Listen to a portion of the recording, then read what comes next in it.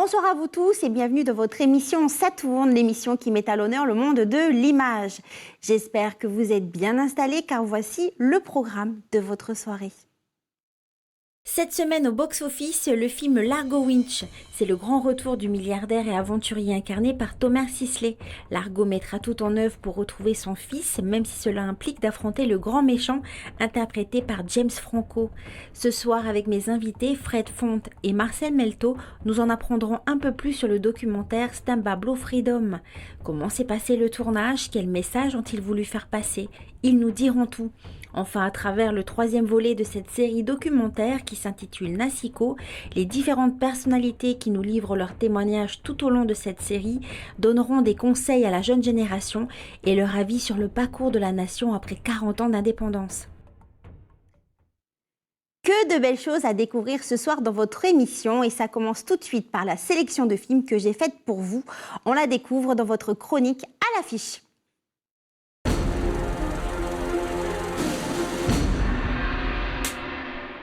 Ce soir, focus sur le film Largo Winch, le prix de l'argent. Enlèvement de son fils Noom, suicide de l'un de ses associés. C'est un véritable complot qui s'organise contre le groupe W.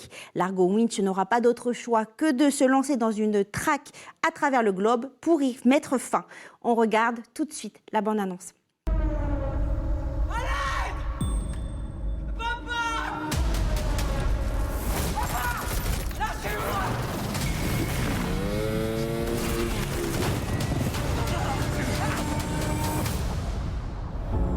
Depuis maintenant un mois, l'héritier du groupe W a disparu. L'adolescent est-il encore vivant?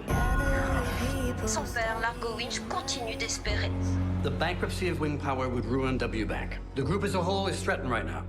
We need to shut down Wing Power as soon as possible. Whoever is behind this also kidnapped my son.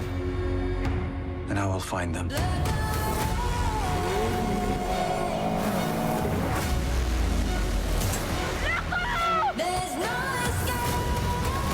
Where's my son? Let it out. Si vous aimez les films d'action français, vous allez l'adorer, d'autant plus que ce dernier promet un spectacle grandiose à la hauteur des grands films hollywoodiens.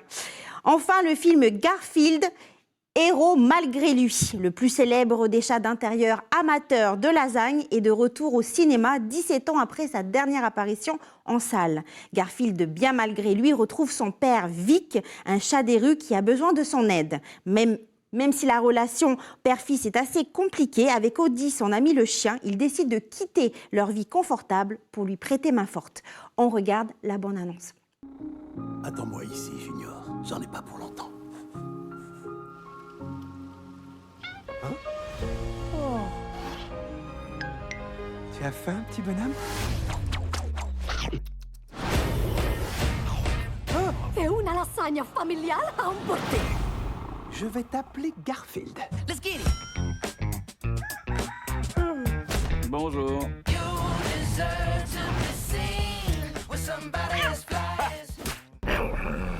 Cody, je suis encore en train de rêver, tu peux me gifler? Je pense qu'il y a erreur sur la personne. Je suis pas le château magnifique et adorable que vous cherchez.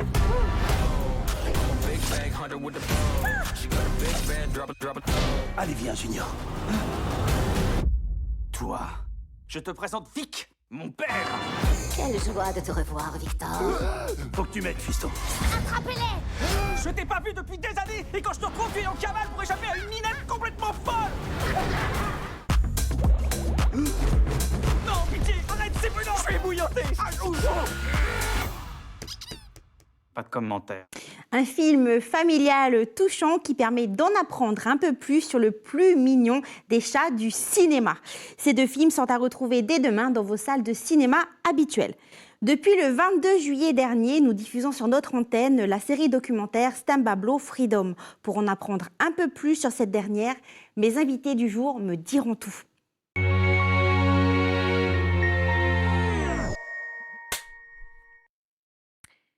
Fred, bonsoir. Bonjour. Bonjour. Merci à toi, tu es en direct depuis la France. Oui. Et quant à Marcel, qui est aussi avec nous, lui, il est... bonsoir, toi, tu es pour le coup au Vanuatu. Bonsoir, oui, au Vanuatu. Alors Fred, toi tu es vidéaste et tu es arrivé au Vanuatu en 2018. Tu as créé en 2019 la société de production Blue Tree Productions. Oui, c'est ça. Marcel, c'est ça? OK. Donc Marcel, Oui, oui, très bien. quant à toi, tu es l'une des figures incontournables de la vie culturelle donc du Vanuatu.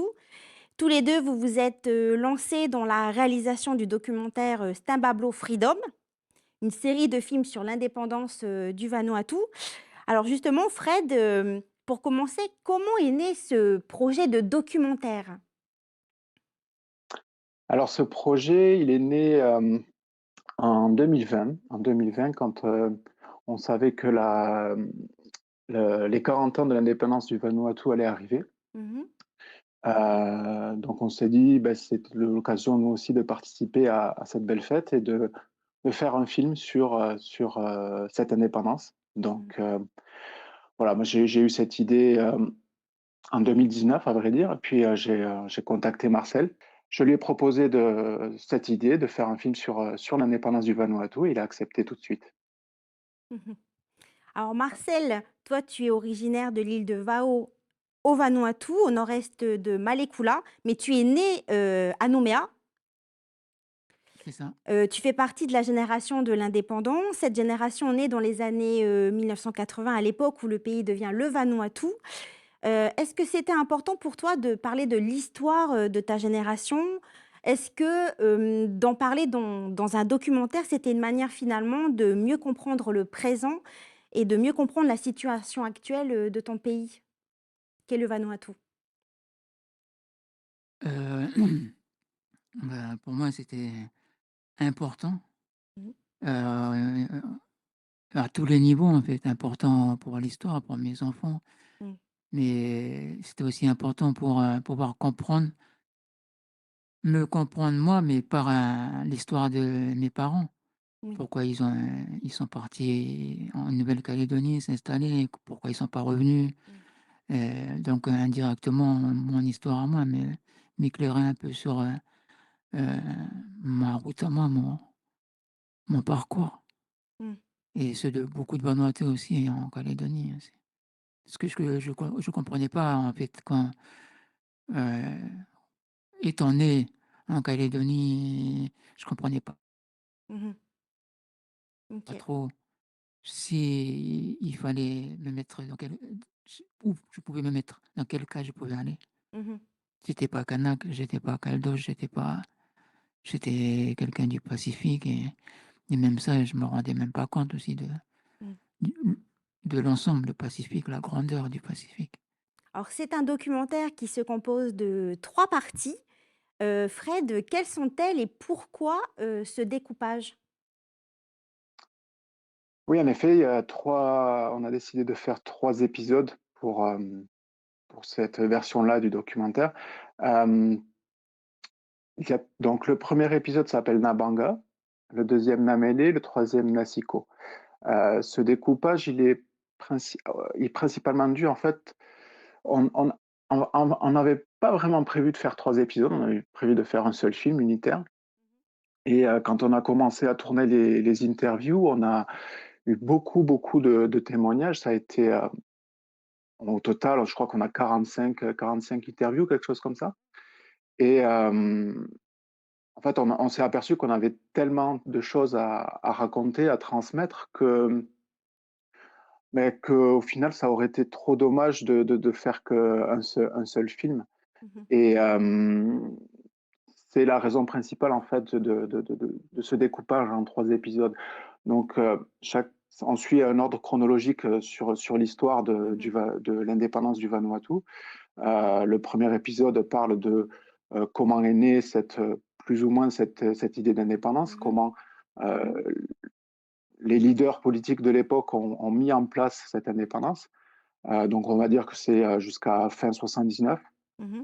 Le deuxième épisode, Namele, lui, parle heu,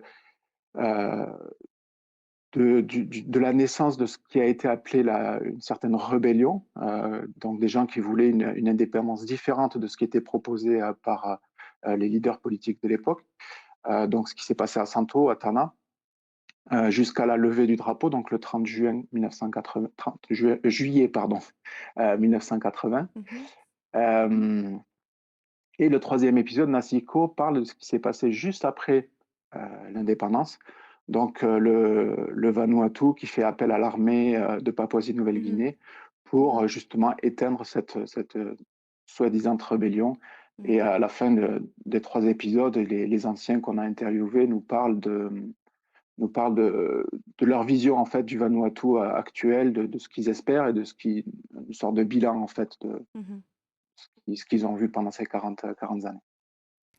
Alors justement, tu le disais, Fred, donc ces 3 parties, Nabanga, Namele et Nasiko, ont quand même une signification culturelle. Marcel, qu'est-ce que cela, signifie, représente? En fait, ça représente et ça signifie en même temps le parcours en fait de l'indépendance. Au début, il y a eu des histoires partagées, comment les vieux allaient faire l'indépendance, comment de la parole, ils allaient passer aux actes. Donc tout ça, ça se passait souvent sous des arbres. Donc le Bagnon, le Nabanga, c'est un peu aussi le lieu où on raconte les contes, les légendes. Et la deuxième étape, comme Fred il a dit, c'était plus, bon, il y a un peu plus c'était un peu plus compliqué, on va dire. Et le Namélé, en fait, c'est une feuille qu'on utilise au Vanuatu pour marquer le tabou. OK. Et genre le tabou de la mer, le tabou du jardin, le tabou de la route, le tabou du chemin, le tabou du portail, des endroits où tu peux plus te rendre temporairement, mais là, tu peux plus t'y rendre. Donc, et le troisième, Nasiko, c'est le martin pêcheur. Et le martin pêcheur, il vient nous annoncer une nouvelle pour que l'on soit d'accord ou pas, ça va arriver. Quel souvenir, gardez-vous de ce tournage? Fred, pour commencer.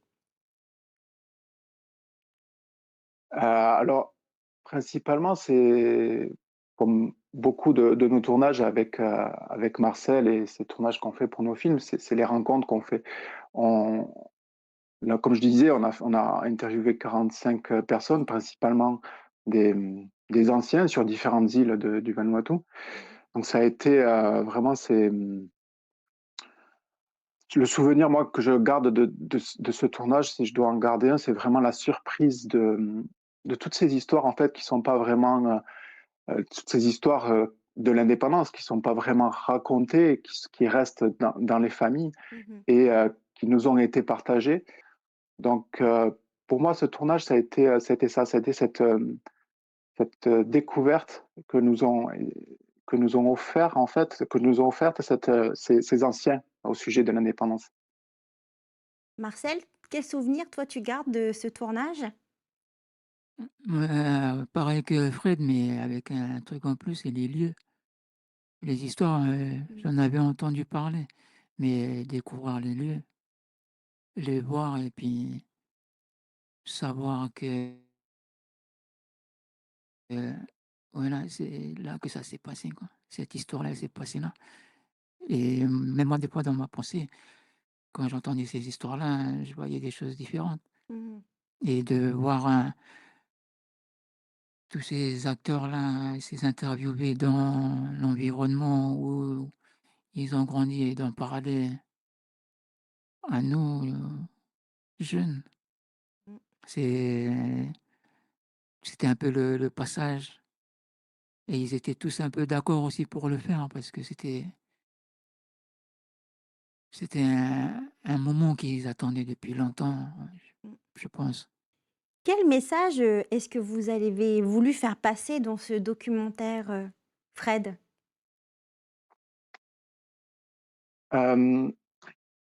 C'est pas vraiment notre message au final, c'est le message des anciens qu'on a voulu faire passer. C'est vrai que la plupart, la grande majorité de ces gens-là qui nous ont parlé sont des gens qui ont jamais vraiment eu l'occasion de s'exprimer sur ce sujet de leur indépendance. Je ne sais pas ce que Marcel en pense. Marcel? Ah, moi, c'est un message que je retiens, en fait, c'est l'après. Mmh. Après avoir interviewé, après avoir monté, on est parti projeter dans les communautés. Mmh. Et c'est venu tout seul, et c'est Freud qui le disait pendant ses projections. C'était un peu pour pas répéter les mêmes erreurs. Mmh. Pour, si on ne connaît pas son histoire, on va répéter les erreurs de notre histoire. Et quand on connaît notre histoire, on est plus fort. Mmh. On peut marcher plus loin et on peut être un peu plus ensemble aussi. Parce que c'est une histoire qui est dans toutes les cuisines du Vanuatu, hein, dans tous les kitchens, là où les mamans elles parlent aux enfants. Et ces histoires, elles sont là. Et chacun a son histoire, chacun a son vécu, chaque famille, chaque clan, par rapport à cette indépendance-là. Quelle est la suite pour tous les deux? Marcel? On a fini un autre film, là, Fan de Mmh. Cocorico. On a des projets d'expo, mais par rapport à Stamba, la suite, c'est un, un film qui rassemble un peu les 3 épisodes Mmh. pour l'international, là, pour que D'accord. les gens Europe, Amérique, ils comprennent un peu le contexte et Mmh. l'histoire. Fred? Mais Oui. Il me semble que vous avez aussi une plateforme sur laquelle il y a des films? Oui, on a créé il y a quelque temps maintenant une plateforme qui s'appelle VanuaTube, Mmh. qui est accessible sur l'adresse est vanua.tube, sur laquelle il y a beaucoup de films qui parlent du Vanuatu ou qui ont été faits par des gens qui habitent ou habitaient au Vanuatu. Pour le moment, nos films, nos 3 épisodes ne sont pas accessibles sur la plateforme, mais ça ne saurait tarder. On attend que les diffusions sur Caledonia soient passées. Il y a tout un tas de films qui parlent du Vanuatu sur cette plateforme, qui est le même principe que YouTube, Vimeo ou toute autre plateforme Ouais, c'est en libre d'accès. ouais, c'est en libre d'accès, tout est gratuit.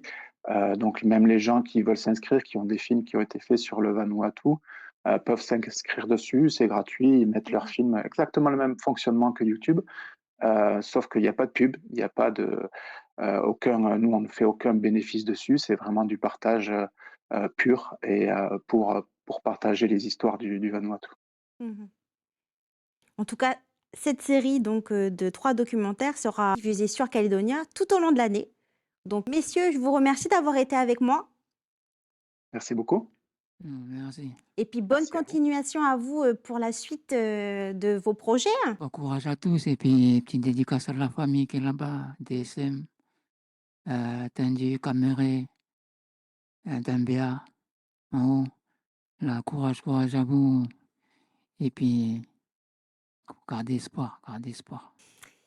Alors le cinéma, tout comme les films documentaires, éveille en nous bien des émotions. Ils nous interpellent également très souvent sur des sujets d'actualité et nous permettent aussi très souvent de mieux comprendre l'histoire d'un pays. C'est ce que l'on va aller découvrir tout de suite dans votre chronique L'Infodoc.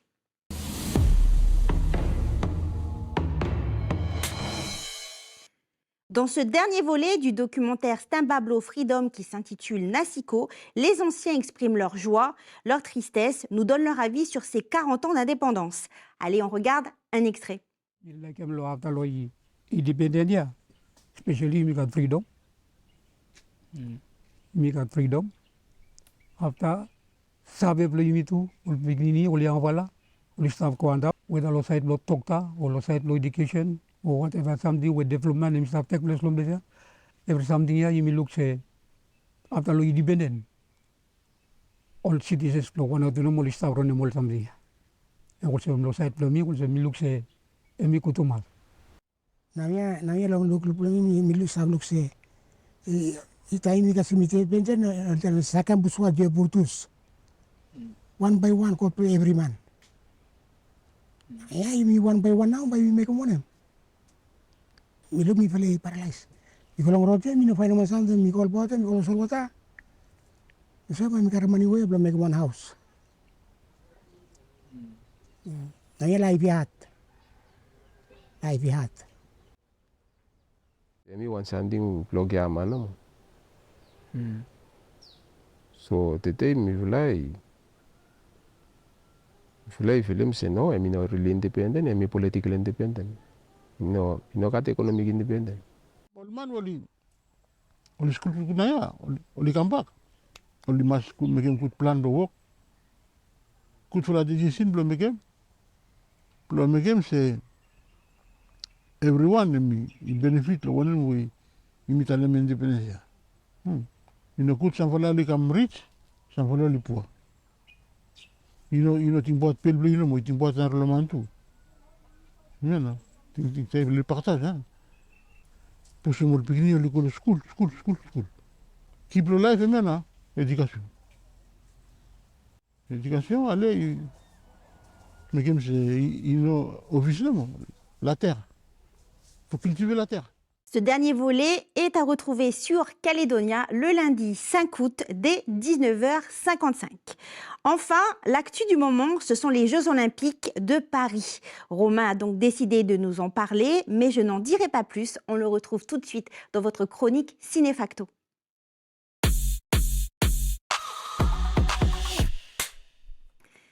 Bonsoir Romain. Bonsoir Steph, bonsoir tout le monde.